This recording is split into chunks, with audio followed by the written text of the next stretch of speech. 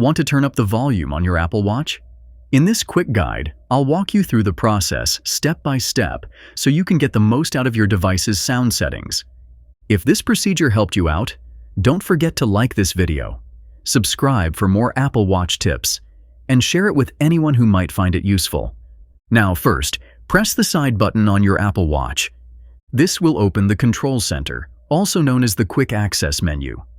From here, you can manage various settings quickly, including volume. Once the Control Center is open, scroll down until you see the speaker icon. This is your volume control. Now tap on the speaker icon. Doing this will bring up the volume slider.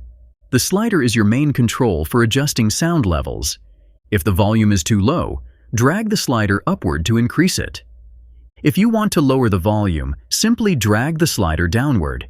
It's that easy. This method works on all recent versions of the Apple Watch and is perfect when you're on the go or in a situation where you need to quickly manage sound levels. No need to dig through settings or use your iPhone. It's all right there on your wrist. And that's all there is to it.